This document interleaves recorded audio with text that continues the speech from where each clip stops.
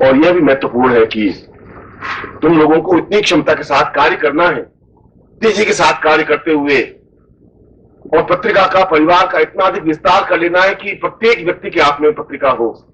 और तुम कर सकते हो। जो केवल 15 दिन में 50-50 सदस्य बना करके आके खड़ा हो जाता है और फिर 15 दिन बाद फिर आके खड़ा हो जाता है कि मैंने 50 से और बनाए, उनमें क्षमताएं हैं। और यदि उनमें है तो फिर आप में भी है। जो खून, जो रक्त उनके शरीर में बह रहा है वो आपके शरीर में भी बह रहा है। तुम तेजी से उस खून को बहा नहीं रहे हो। तुम्हें अपने आप में विश्वास नहीं है, एहसास नहीं है। तुम कह के देखो, तुम करके देखो, तुम मालूम पड़ पाएगा। और ये अपने आप में चेतना पैदा करना जीवन का एक लक्ष्य है, उद्देश्य है, एक महत्व है कि हमारे परिवार का विस्तार हो रहा है, चेतना पैदा हो रही है। हर महीने कहीं ना कहीं शिविर लग रहा है। उन वहां के स्थानीय लोगों में भी एक भावना पैदा हो रही है। और जब आप भाव विभोर होकर के दौड़ते हो, आते हो, तुम्हारे आंख में आंसू होते हैं, गदगद कंठ होता है, आकर के मेरे सीने से चिपक जाते हो, तो एक असीम सुख की अनुभूति होती है कि ये बच्चे, ये प्यार मेरा है, मेरी जिंदगी, ये सब मेरी धड़कनें। तब एहसास होता है कि वास्तव में यही धड़कन मेरी धड़कन है, क्योंकि दोनों धड़कनों का एक जैसा सामंजस्य, एक जैसी आवाज। और मैं जब तुमसे मिलता हूं तो शायद मुझे अपने इष्ट से मिलने में उतनी खुशी नहीं होती जितनी खुशी आप लोगों से मिलने में होती। बहुत प्रसन्नता होती, मन में बहुत आह्लाद होता है कि ये सब मेरे प्राणों के अंश हैं। इन लोगों को पूर्णता देना मेरा धर्म और कर्तव्य है, और मैं अपनी तरफ से देने का पूरा प्रयत्न करता हूं, हर क्षण, हर चिंतन। मैंने अभी एक लाइन बोली थी कि तुम्हारा इष्ट तो देवता हो सकते हैं, राम और कृष्ण और महावीर और बजरंग और उर्वशी और साधना हो सकती है, मेरे इष्ट तो ये शिष्य है। यदि ये अपने जीवन में पूर्णता प्राप्त कर ली तो मैं अपने जीवन को पूर्णता समझूंगा ही, और अब हो जाएगा। और अब इसलिए हो जाएगा कि अपने ग्रस्त के कामों में इतने अधिक व्यस्त रहते हुए और विपरीत परिस्थितियों में, भौतिकता के युग में प्रस्तुत हुए इस प्रकार से साधना कर रहे हैं, दौड़ करके आ रहे हैं, शिविर का संचालन कर रहे हैं, शिविर का आयोजन कर रहे हैं, और पत्रिका के परिवार का विस्तार कर रहे हैं। मुझे ऐसा एहसास होने लगा है कि अब बहुत कुछ हो सकेगा। ये 1990 तो हमारे लिए एक अद्वितीय वर्ष बन सकेगा, साधनाओं की दृष्टि से भी, पत्रिका परिवार की दृष्टि से भी, और अपने शिष्यों की दृष्टि से भी। और इसीलिए मैं कह रहा हूं कि आने वाले इतिहास में तुम्हारे नाम साधना के क्षेत्र में बहुत श्रेष्ठ सुनहरी स्याही में लिखी जाएंगी, गारंटी है, ये मेरा आशीर्वाद है।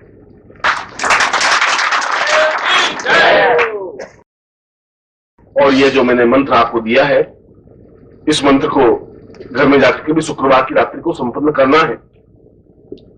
अपने कक्ष में बैठ करके, अपने पूजा स्थान हो या अपना कक्ष हो या जहां भी जो स्थान हो, कोई संकोच करने की जरूरत नहीं है, कोई तुम गलत नहीं करो। मैं सुबह इसीलिए कल शाम को प्रश्न समझा रहा था कि उस अवसर साधना करनी तुम्हारे जीवन में क्यों जरूरी है, और गुरु के जीवन में जरूर तो तुम्हारे जीवन में भी जरूर।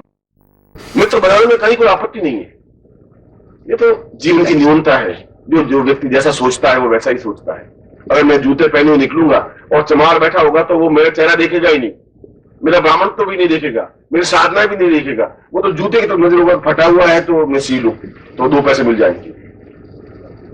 मैं कह रहा हूं कि तुम ये जूते को तो बाद में सोच लेना, चालाना तो बाद की, तुम मैं ज्ञान तो गुरु जी ज्ञान तो लेना, ये ज्ञान से मिले, उसकी नजर वहीं पर है। इसलिए जो लोग तुम्हारी आलोचना करते हैं उनकी नजर वैसी है, गंदगी उनके शरीर में, तुम्हारे शरीर में नहीं है, तुम्हारी भावनाओं में नहीं है, और उनकी परवाह करने की जरूरत ही नहीं है। तुम्हारे उनके बीच में बस सीढ़ियों का डिफरेंस है।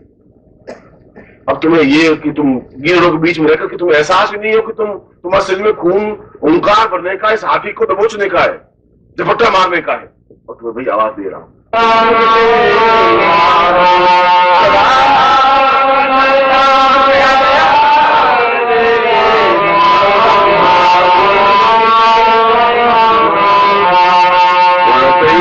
पदेवं परमं पदेवं ज्ञानं मदेवं सहितं सदैवं आत्मं सहितं गुरुवै प्रणम्यं गुर्वां सहितं शरणं शरण्यं शरणे वतां वै रूपं तमेवं यौवन्तमेवं धन्यं तमेवं धन्यात्रिरूपमपरं महितं मदेवं स्वर्णं मदेवं रूपं मदेवं आत्मा चिन्त्यं महितं मदेवं उपस्थितं वै सहितं सदैवं शिष्यप्रसादन्तमेवं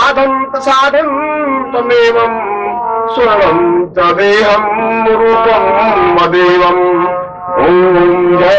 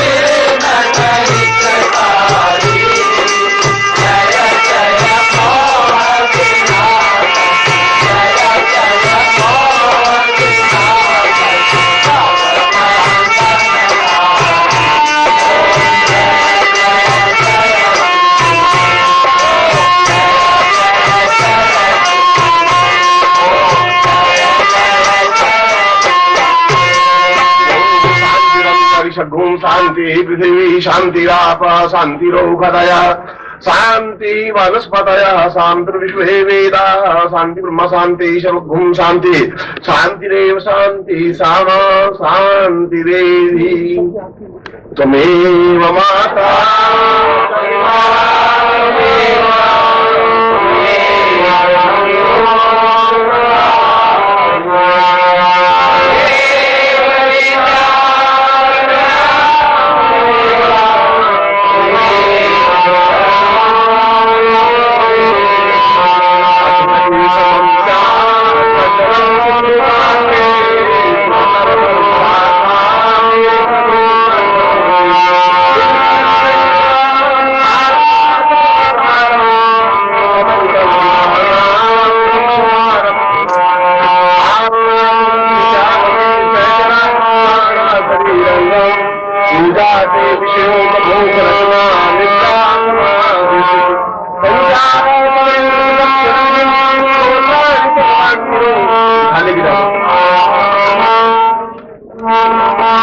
एक घड़ी आधी घड़ी आधी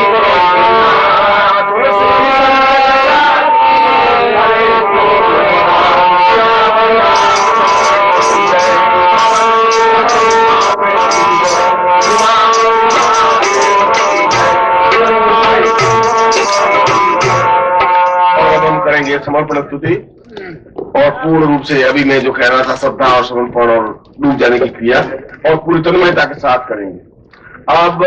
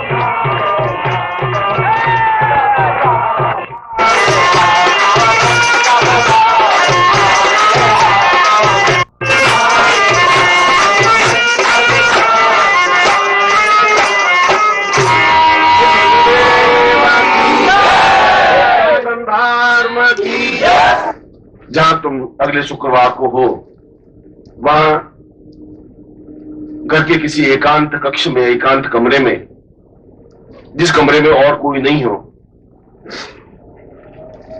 तुम्हें आसन बिछा करके उत्तर की ओर मुंह करके और सामने स्वर्णदेह अप्सरा का चित्र और यंत्र रख करके तुम्हें साधना करनी है, मगर अपने पूर्ण वस्त्र धारण करके, सुंदर सुसज्जित वस्त्र धारण करके।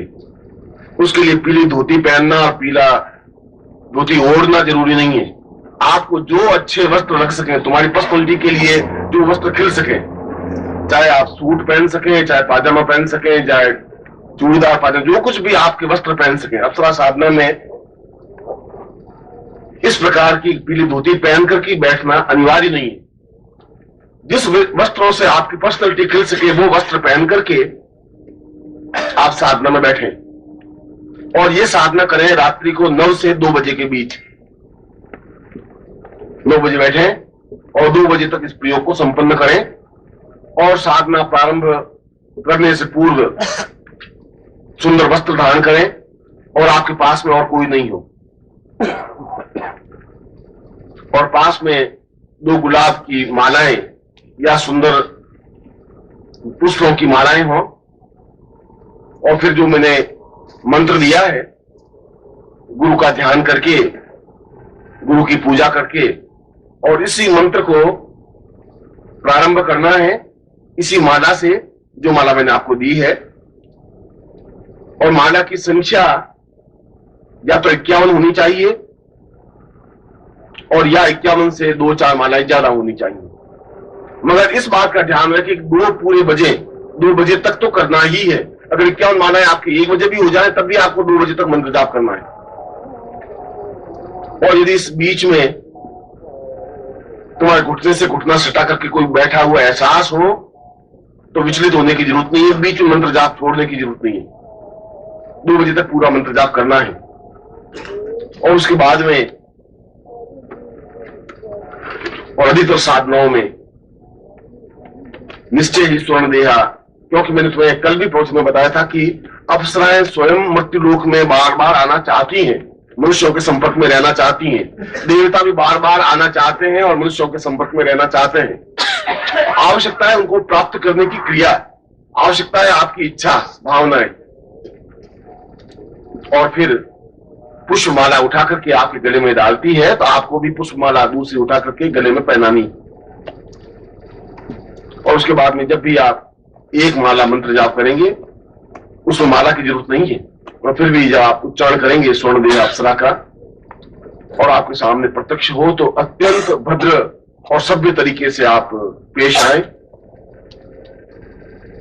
और निश्चय ही मैं तुम्हें इन शब्दों के साथ, इस पूर्णाहुति के साथ सिद्धि प्रदान कर रहा हूं निखिल स्वानंद के रूप में। क्योंकि कल रात्रि को मैंने गुरु आरती, निखिल स्वानंद की आरती संपन्न करवाई थी, और इसलिए कि उस आरती से कोई मैं 4 फीट ऊपर बैठ नहीं गया हूं, और न मुझे उसकी आकांक्षा है। मुझे तो जो क्रिया है, जो पद्धति है, जो तरीका है, जो चिंतन है, वह पूर्ण कराने का क्रिया है। और जब तुम्हें सफलता मिले तो उसका 1000 जगह ढिंडोरा पीटने की जरूरत नहीं है, एहसास करने की जरूरत है और जीवन का आनंद लेने की आवश्यकता है। इससे ग्रस्त जीवन में कोई न्यूनता नहीं आती, और तुम्हारे साधनात्मक जीवन में भी किसी प्रकार की न्यूनता नहीं आती। अगर तुम्हारी आंख स्वच्छ है, जबान स्वच्छ है, भावना स्वच्छ है। और मैं आज के इस आनंददायक शिविर को, आनंद तो जब आप मुझे मिलते हैं तब आनंद प्राप्त होता ही है। मैं तो स्वयं बार बार आपके बीच में आना चाहता हूं, और मैं चाहूं कि मेरा जीवन का प्रत्येक क्षण आपके साथ व्यतीत हो। और यदि सन्यासी आज से 25 साल 30 साल पहले जिन सन्यासियों के बीच में साधनाएं संपन्न करवा रहा था, और उन्होंने मेरे द्वारा दिए हुए आनंद का और अमृत का पान किया है, आनंद लिया है, तो आज भी मुझे भूलते नहीं। आज भी एक एक क्षण याद करते हैं, उन्मत्त हो जाते हैं, नाचने लग जाते हैं, थिरकने लग जाते हैं। और जिस क्षण तुम मेरे आनंद का अमृत पान करोगे उस दिन तुम भी थिरकने लग जाओगे, आनंद में मग्न होने लग जाओगे, नृत्य करने लग जाओगे। और हर क्षण मुझे अपने पास रखने की, मेरे पास बैठने की, मेरे से मिलने की, बार बार मिलते रहने की क्रिया तुम्हारे मन में भावनाएं जागृत होंगी। और जिस दिन ऐसा जागृत होगा, जिस दिन ऐसे क्षण आएंगे कि हर बार प्रयत्न करके जाएं और मिले, और मिलने का एक क्षण भी हजारों वर्षों से ज्यादा मूल्यवान होता है। मिलने का क्षण प्राप्त होने चाहिए और मिलने के लिए समर्पण करना पड़ेगा, समय का, धन का, रेलवे टिकट का और क्षणों का। मगर वह उसकी अपेक्षा कहीं ज्यादा मूल्यवान है। उस आनंद को, अगर उन्होंने आनंद को अमृतपान किया है, अगर वे उन्मत्त हुए, अगर जीवन में सफलताएं पाई है, अगर उनके होठों पर एक मुस्कुराहट है, उनकी आंखों में एक चमक है, उनको एहसास है कि हम विश्वानंद के शिष्य हैं, तो यह एहसास आपको भी होगा, ये गर्व आपको भी होगा, ये जीवन का आनंद आपको भी होगा। और एक आपके संवरने से हजारों लोग संवरेंगे। एक तुम्हारी साधना देखकर के हजारों लोगों को एहसास हो पाएगा। और मैं चाहता हूं कि घोर अंधकार में, भौतिकता के अंधकार में लोगों को एहसास हो सके कि शिष्यों में साधनाएं हैं, शिष्यों में क्षमताएं हैं, और अगर ये साधनाओं में सिद्धि प्राप्त कर सकते हैं तो फिर हम भी कर सकते हैं। मैं उन लोगों को एहसास करवाना चाहता हूं। मेरे जीवन का लक्ष्य, मेरे जीवन का मिशन आपके माध्यम से इस पूरे युग का परिवर्तन करना है।